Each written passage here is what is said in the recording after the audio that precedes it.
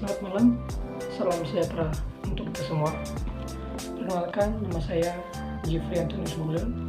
Saya dari mahasiswa Universitas di Padang, Departemen Ilmu Administrasi Negara, Fakultas Ilmu Sosial. Nah, pada kesempatan kali ini saya akan memaparkan materi atau mempresentasikan materi, yaitu tentang pengaruh kekuasaan dan politik terhadap perilaku organisasi yang sebagai penggunaan tugas dalam mata kuliah perilaku organisasi.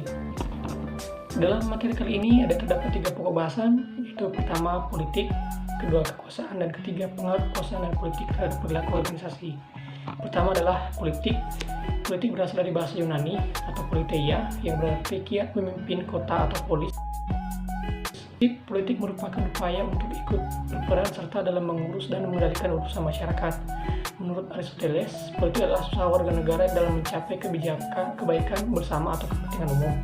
Politik juga dapat diartikan sebagai proses pembentukan kekuasaan dalam masyarakat yang antara lain berwujud proses pembuatan keputusan khususnya dalam negara. Dan definisi yang bermacam-macam tersebut, konsep politik dapat dibatasi menjadi 2. Pertama, politik sebagai kepentingan umum, yaitu tempat keseluruhan individu atau kelompok bergerak dan masing-masing mempunyai kepentingan atau idenya sendiri. Kemudian nomor 2, politik dalam arti kebijaksanaan, yakni penggunaan pertimbangan-pertimbangan tertentu yang dianggap lebih menjamin terlaksananya suatu usaha, cita-cita, keinginan atau keadaan yang kita kehendaki. Politik keorganisasian adalah serangkaian tindakan yang secara formal tidak diterima dalam suatu organisasi dengan cara mempengaruhi orang lain untuk mencapai tujuan individu. Seorang ahli yaitu bernama Miles mendefinisikan politik organisasi sebagai proses yaitu setiap aktor atau kelompok dalam organisasi membangun kekuasaan untuk mempengaruhi penetapan tujuan, kriteria, atau proses pengambilan keputusan organisasi dalam rangka memenuhi kepentingannya. Kepentingan itu sendiri menurut pekerjaan, karir, dan ekstramoral. Beberapa taktik memainkan politik dalam organisasi yaitu meningkatkan ketidakmampuan mengganti, dekat dengan manajer yang berkuasa, membangun koalisi, mempengaruhi proses pengambilan keputusan, menyalahkan atau menyerang pihak lain, memanipulasi informasi, menciptakan dan menjaga image yang baik. Yang kedua adalah kekuasaan. Gilbert W. Fairholm mendefinisikan kekuasaan sebagai kemampuan individu untuk mencapai tujuannya saat berhubungan dengan orang lain, bahkan ketika dihadapkan pada penolakan mereka. Sedangkan Stephen P. Robbins mendefinisikan kekuasaan sebagai kapasitas bahwa A harus mempengaruhi perilaku B, sehingga B bertindak sesuai dengan apa yang diharapkan oleh A. Sehingga kekuasaan bisa jadi ada tetapi tidak dipergunakan. Sebab itu, kekuasaan disebut sebagai kapasitas atau potensi. Kekuasaan adalah kekuatan yang kita gunakan agar sesuatu hal yang terjadi dengan cara sengaja, di mana influence atau pengaruh adalah apa yang kita gunakan saat kita menggunakan kekuasaan. Sedangkan tipe-tipe kekuasaan terdiri dari reward power, coercive power, referent power, power, dan legitimate power. Semua sumber kekuasaan dalam organisasi. Pertama, kewenangan formal, yaitu kewenangan yang mengacu pada hak prerogatif, kewajiban, dan tanggung jawab seseorang berkaitan dengan kedudukannya dalam organisasi atau sistem sosial.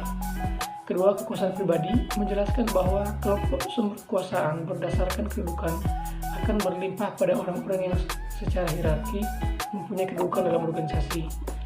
Kemudian, politik dan kekuasaan adalah sesuatu yang ada dan dialami dalam kehidupan setiap organisasi.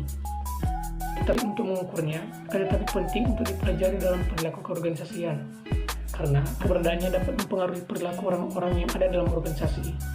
Politik dan kekuasaan tidak hanya terjadi pada sistem pemerintahan, namun politik juga terjadi pada organisasi formal, badan usaha, organisasi keagamaan, kelompok, dan bahkan pada unit keluarga. Politik adalah suatu jaringan interaksi antara manusia dengan kekuasaan, diperoleh, ditransfer, dan digunakan untuk menyeimbangkan kepentingan individu, karyawan, dan kepentingan manajer, serta kepentingan organisasi.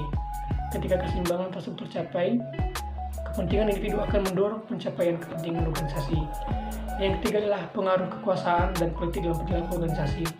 Politik penting artinya dalam suatu organisasi, karena di dalamnya terjadi suatu proses berorganisasi yang mempunyai dampak terhadap perilaku setiap individu atau anggota yang ada dalam organisasi.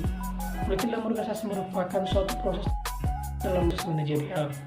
Perilaku politik merupakan perilaku yang secara organisasional tidak ada sanksinya, yang mungkin dapat merugikan bagi tujuan organisasi atau bagi kepentingan orang lain dalam organisasi. Kemampuan seseorang atau kelompok untuk mempengaruhi tingkah laku orang atau kelompok lain sesuai dengan keinginan dari pelaku. Studi tentang kekuasaan dan pengaruhnya sangat penting untuk dipahami sebagaimana organisasi melakukan aktivitasnya. Sangat memungkinkan untuk melibatkan kekuasaan power dalam interaksi dan hubungan sosial berorganisasi.